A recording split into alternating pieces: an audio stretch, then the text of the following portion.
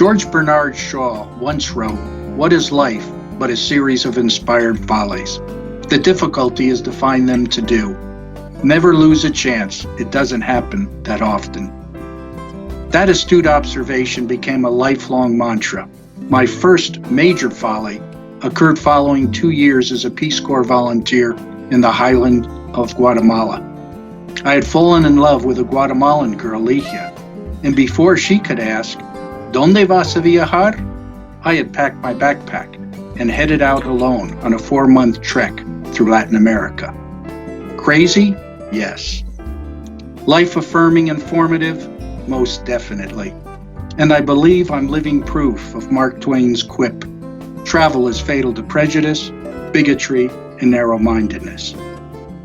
Much of that trip and the 2 years living in Guatemalan villages as a volunteer is the heart of my book, Different Latitudes, My Life in the Peace Corps and Beyond.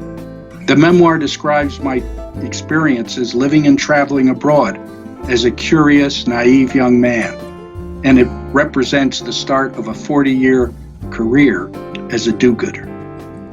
I would like to defend that often disparaged description. Larissa McFarger describes do-gooders as different and ordinary because they're willing to weigh their lives and their families in a balance with the needs of strangers. I must plead guilty.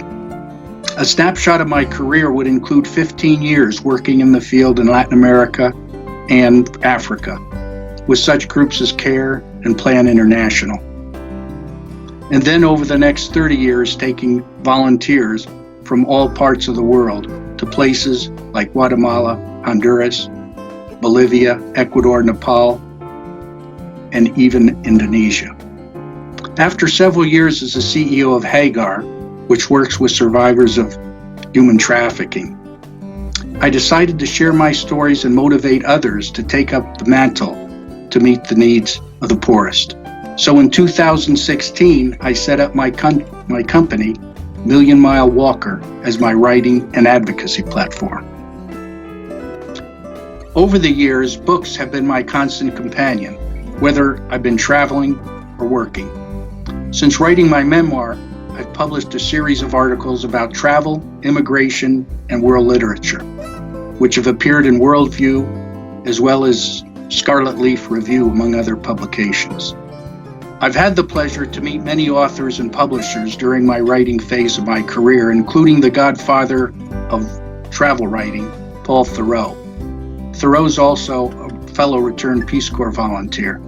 He suggested the theme for my next article, Ramon and Moritz, a partnership on the Black Coast.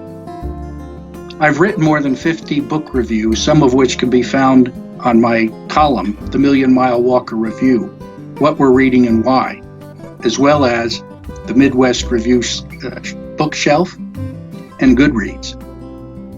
I'm also a contributing writer for the Review magazine, a Guatemalan English language publication.